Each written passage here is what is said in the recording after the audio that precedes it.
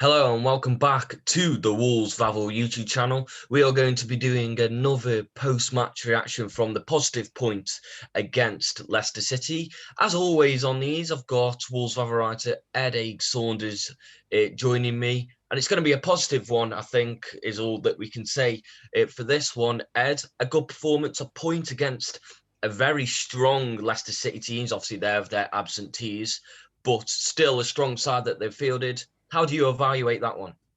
Um, as you say, I'm very pleased with the result. I think more pleased with the performance. I think in the second half, especially, we came on so strong, and we looked back to the old Wolves. We were playing with confidence, and we had Leicester on the back foot, and we had them on the ropes for quite a while throughout that second half. I think if last week we were sitting here and you offered me 4 points against Arsenal and Leicester, I would have bitten your hand off. I would have said yes, please, 100%. So I think overall these last two games have been a massive turning point and really, really positive.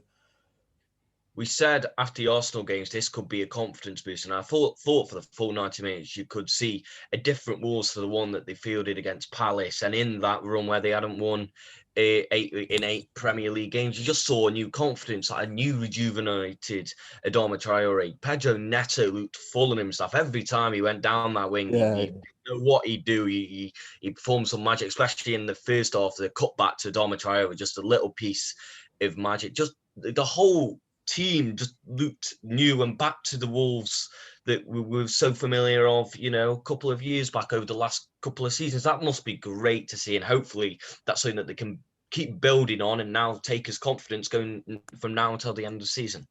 most definitely. I think more importantly than that, I think we've now got a defensive foundation, a strong defensive foundation. We saw today, obviously, a 0-0 is a clean sheet, and we were throwing up our bodies in the way of shots. We were blocking every shot that came our way. I think Johnny did a magnificent double block. It's great to have him back. Hopefully he's all right. He was withdrawn at half time, so hopefully he's okay. But yeah, defensively, we were very sound, and that's always been the main thing with Wolves, that defensively, we're hard to beat, and we were brilliant today at the back. And then going forward, as you say, we had Neto on the left, who was providing magic every time. He looked to have Ricardo Pereira on toast in that first half. It was brilliant. Literally every time we got the ball, I sat up and I was like, here we go, we're gonna do something here. And then Traore sort of grew into the game in the second half. He started slow in the first half. He didn't really get into the game much in the first half, but then in the second half, he really, there was a sort of like half an hour spell where he was our man, bro. He was so good. He was making everything tick. And it was brilliant to see. And I think we just are lacking that little bit of striker instinct. Willian and Jose is obviously a great striker, obviously wanted by Spurs and Barcelona a few years ago. But I think it's just going to take him a little bit of time to get used to the way that we play. And I think if we had Raul, we would have won that game. We would have won that game today. But I think if we have Willian and Jose getting used to the way we play, in a couple of weeks, he'll start scoring goals. So yeah, it's a huge turnaround from since before the Arsenal game. And yeah, it's very, very pleasing. I'm going to go on to Willian Jose in just a second, but first you touched on Johnny, first appearance of the season following his ACL injury. How much of a delight is to get him back? Because let's be honest, we've been, especially over the last couple of weeks, been so inconsistent. Who's starting in left wing back, left back role? So we have Max Kilman one week, Ryan Ant-Nouri, then he goes out injured. We've had Keon Hoover come in. Hopefully, if this injury isn't too serious, which I don't believe that it will be, I think it's more precaution than anything, to be honest with you. But how big is it to get Johnny back, considering how consistent he's been in his time at the club? Johnny is brilliant. I think he's one of the most consistent players in that side. I think you saw when he was on in the first half, it gave the license to Pedro Neto. I think Neto's obviously been brilliant this season, but I think since missing Johnny, I think Neto's had to sort of prioritize a little bit more of his defensive duties to sort of, with the experience of Ryan Ait-Nouri, obviously Marçal is new into the club. I think Neto's had to almost come back and double up. Whereas with Johnny, you saw Neto in that first half, he was off and away. He literally had no defensive duties. He was there on the halfway line, like Diogo Jota was ready to counter-attack. And I think that's another thing that Jonnys gives us, is just that consistency and that just trust that he's going to be able to handle it all by himself. And I think that not only helped the back three solid up, I think that helped Neto as well. So yeah, Jonnys having Jonnys back is so huge for Wolves. And I think hopefully, as you say, it's hopefully just a precautionary change. I don't know if he's quite ready for 90 minutes yet. Obviously, recovering from an ACL injury in 6 months is fast. So hopefully it was just a precautionary substitution. And with Willian and Jose, what was it today? He looked a little bit shy, struggled to get onto the ball, especially in danger areas. What was it today? Was it about, him not getting the service, or his movement not sharp enough? Or was it just about having that time to get used to the way that the likes of Adama Traore he plays? So, when he's down the wing, is it just about getting that time for Willian Jose to know where he needs to be, knowing where Adama Traore and Pedro Neto, for that matter, are going to fire the ball into him? I don't know. With Willian Jose today, in my opinion, it was a weird one, because we saw him against Arsenal and he looked decent against Arsenal. He looked like he could link up with the other players quite well. Whereas today he looked sort of a bit slow and a bit off the pace. And I think there was a couple of occasions, especially in the first half.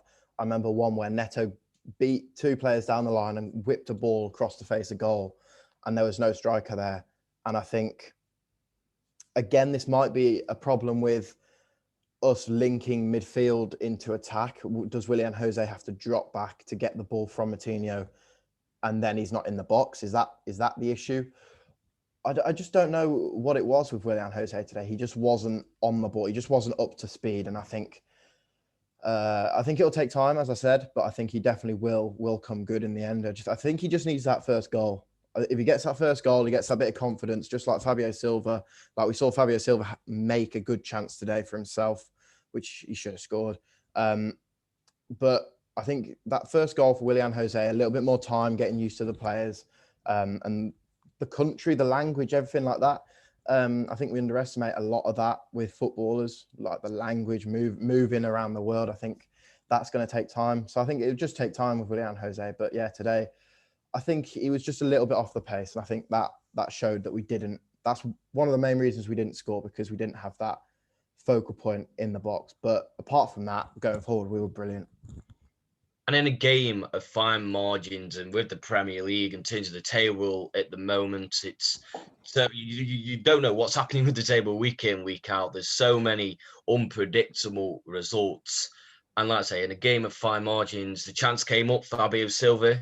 Obviously, we've been speaking about him constantly on the Wolves with Wolves VAVEL, through articles, through the podcast, and through the post-match reactions. And he had that chance today to maybe, start to make a couple of more substitute appearances and to show what he's all about. I know he's still a young age, but show what he's all about. And he just hasn't managed to get hold of the ball quite how he would have liked, has he? No, yeah, it was one of those chances. I saw it played through to him and I was like, oh my God, just chip him. And I think that's just the lack of experience that, he's still 18, 19. He's so young. And I think just if he had maybe like a year's more experience or a couple more games just to be a bit calmer, if he had maybe an extra goal or two to not snatch at the chance, he would have put it away. I think it was just one of those that you could clearly see with a bit more experience, he scores that goal 9 times out of 10. But I think he just tried to not take a risk, just slot it home. And it was a great save by Schmeichel. Let's not take that away from him. It was a fantastic save. But I think Fabio Silva, as you say, he should have scored, and we should have had the lead. But I think give him this time next year, Fabio Silva scores that goal 100%. It's just the lack of experience at that young age, which let him down, really.